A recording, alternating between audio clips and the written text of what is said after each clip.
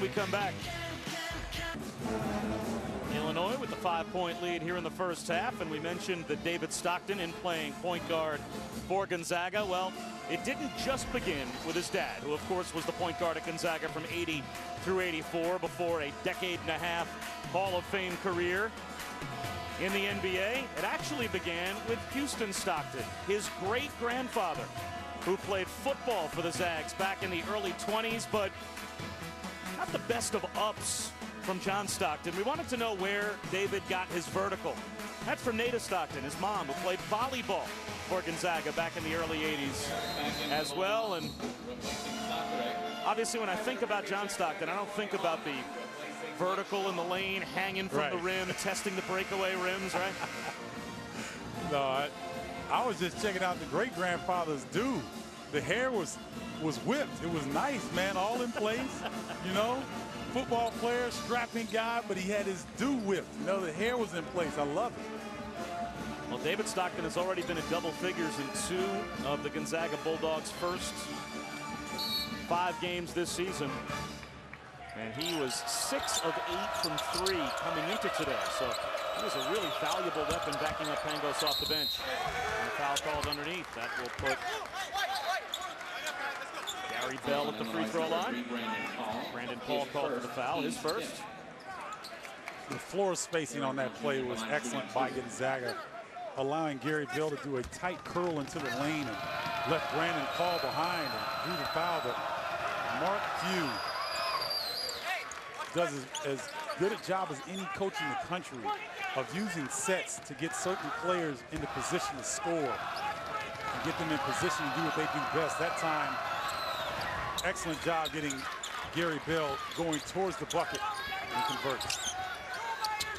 Mark Few has been in the West Coast Conference for 12+ years now, and he's been the coach of the year in the conference 8 out of the first 12 years. That's not too bad. No, that's not bad at all. You talk about consistency, and they'll say, well, it's the West Coast Conference, but I don't care what conference it is. When you win 12 straight seasons, and you're taking everybody's best punch each and every night. I wonder if the folks in Spokane are always each year kind of holding their breath when those BCS jobs come available. You always hear Mark Few's name mentioned, especially the West Coast Pac-12 jobs, but he stayed in Gonzaga at this point. Well, a lot of times coaches run from happy, meaning that when they're in a good situation, they're always looking for something better. Well, Mark Few understands that he has it pretty good in Gonzaga. High-low pass creates the turnover as Leonard and Griffey can't connect. And that's a great point. If you've ever been to Spokane, look, for those of us elsewhere in the country, it is impossible to get there. But once you're in Spokane, it is a great little city. Yes, it is. As Carter comes up short, Harris the offensive rebound, so a reset for the Zags. And a little floater off the window from Marquise Carter, who Mark Few told us he's got an old man's game. As there he hits the floater, Leonard beats the Zags down the floor the other way. Oh, what a luxury to have a 7-footer that's almost as fast as your guards beating defenses down the floor. And off a made basket, Marquise Carter the other way. Mark Few was talking about Marquise Carter. Says he changes speeds very, very well. Nice turnaround by DJ Richardson. Great low position with the left hand. Dower can't hit. Here comes Maniscalco. He scoops one up. That'll go. Plus the foul.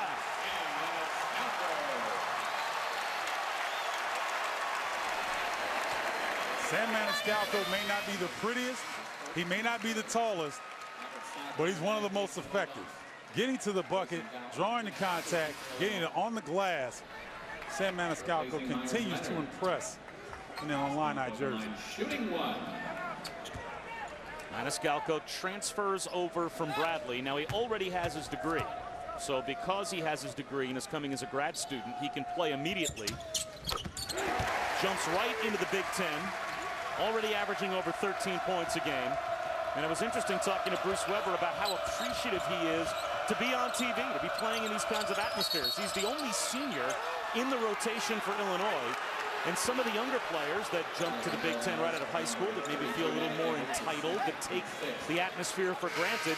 Maniscalco at the Maryland game is going over to the announcers, introducing himself before the game, excited to be on ESPN, that type of thing. And it's probably good for the other players on the team to see that and appreciate how special it is to play for a team like Illinois in an atmosphere like this. I totally agree, Bob. And he's a young man that gets it. I know his father, Carl Maniscalco, who's at the game today, comes from a solid background. He understands the opportunity at hand right now, and he's taking advantage of it. Offensive foul called on Carter.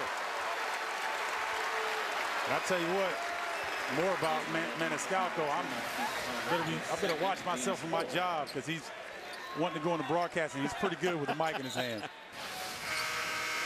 Second foul on Marquise Carter, and he'll head to the bench as Kevin Pangos comes back on. So Pangos and Stockton, a pair of point guards in the backcourt now for the Bulldogs. After looking at that replay, I'm not so sure that wasn't a block there. It looked as though the defender was still moving when the contact was made.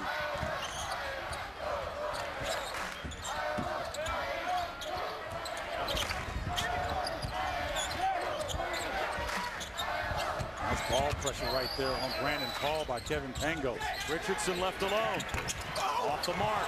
Rebound pulled down by Elias Harris. Bodies flying underneath. And look at Elias Harris at 6'8", coast to coast, a little too strong. Sacre knocks it out of bounds. Bob, I tell you what, this is the type of game you want to play in. The referees are letting it go. If I could get 2 new kneecaps and get some of this gray hair away and a tub of Ben Gay, I'd be right out there with him. I'm excited over here, man. They are letting them play. It's physical. They're letting the game be decided on the court. And as a player, that's all you want. Oh, my goodness. Nice pick. Stockton walked into a blindside pick from Griffey. Illinois has hit 8 of their last 10, shooting 71% from the field. And they only lead by 6. Paul on the drive. Tough touch underneath. Leonard with the left hand. Able to get it to go. Now you're starting to see why NBA scouts salivate when they look at Myers Leonard. The hands, the speed, the size, and the timing on blocks. And Leonard picks up his second foul. And Bruce Weber has to be restrained on the Illinois sideline. A touch foul over the back of Sacre. So let's see if Leonard goes to the bench with his second. He will. Egwu comes back on as Tuesday night, the Jimmy V Women's Classic features last year's defending national champion taking on a perennial powerhouse. Number 4, Texas A&M, and number 2, UConn. The Jimmy V Women's Classic presented by Corona Extra on ESPN2.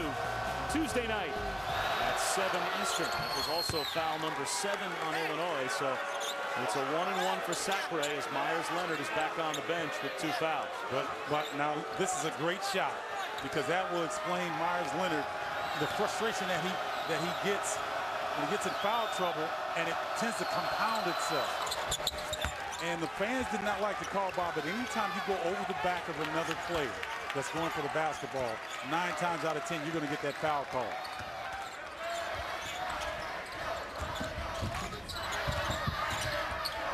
Oh, nice head fake to go around Pangos. Feeds it inside, and Jimday will go to the line. What a great little head fake from Brandon Paul. See, Brandon Paul's confidence is soaring right now, handling the basketball. Excellent crossover. Jimday's got to finish. That's point blank range, big fella. You got to slam that one home. Gibby Jimday, who grew up in Mali but played prep ball at Huntington Prep in West Virginia. As now Tracy Abrams comes back on, replacing Maniscalco. He had only played organized basketball for a couple of years before coming to Illinois. Well, and his game can use some refinement, but that's not why he's out there. He's out there to do exactly what he's doing now. See how far he got Robert Sacre out of position, bodying him up. Illinois with the luxury of having 3 bigs to go at Sacre. Chance for a 3-point play for Elias Harris.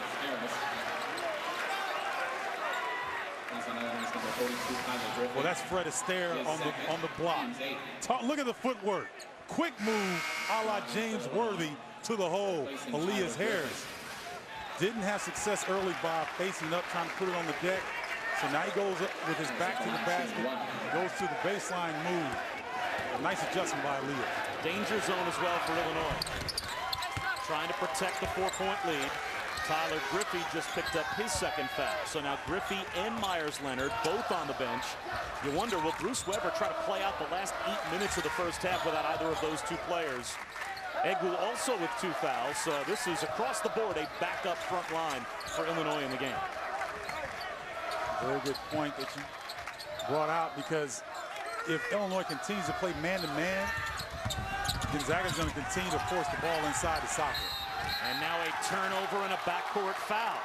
Mike Shaw called for the personal. Free throws when we come back. When Myers-Leonard has been in the game, soft hands converting inside, but he's got 2 fouls on the bench right now. Well, Bram, we have had a fast-paced game. Bob Wischusen and Stephen Bardo here at Assembly Hall. A 4-point lead for Illinois over number 18 Gonzaga, as we are inside of 8 minutes to go in the first half, as we continue our Jimmy V Week coverage, committed to trying, in the memory of Jim Valvano, to raise as much money and awareness for cancer research as possible. And coming up a little bit later on, we'll tell you how you can get involved. As Kevin Pangos goes to the free throw line, the Canadian point guard from Newmarket, Ontario, the youngest player to ever be invited to play with the Canadian national team. And he can't hit, but there's Harris on the offensive glass. And Mike Shaw, the freshman, not able to keep Elias away from the rim. Got bullied there that time. Both teams really shooting lights out. And it's not due to poor defense, Bob. Both teams are very good in their half-court execution.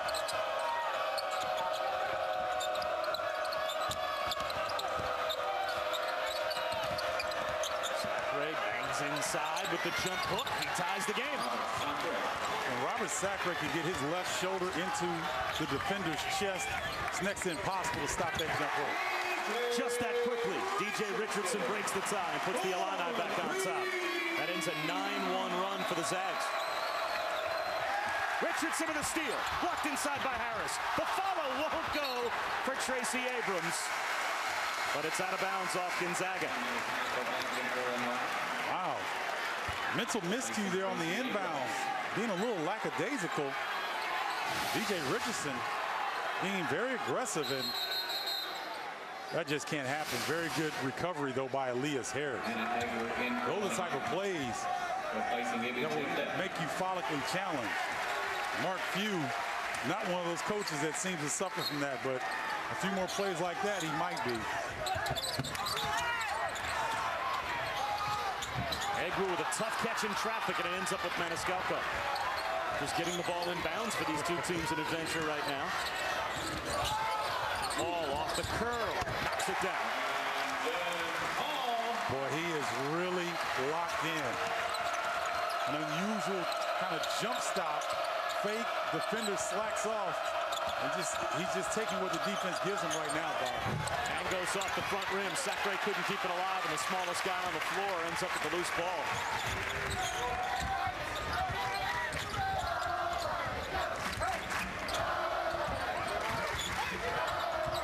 Rising up and knocking down another is DJ Richardson. Wasn't this game tied about 25 seconds ago, so it seemed? Yep. DJ Richardson and Brandon Paul starting to feel it. DJ receiving the screen, coming down, elevation, splash. 8-0 run, Illini.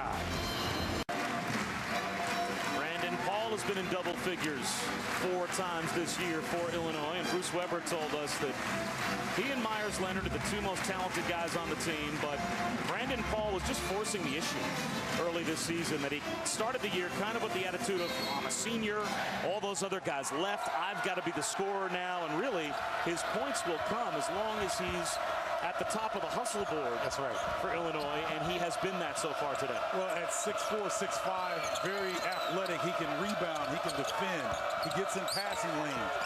And as we've seen in the first half, when he's doing all those things, he can really score the rock. Sacre double team, knocked away, and it ends up on the baseline, but a foul call.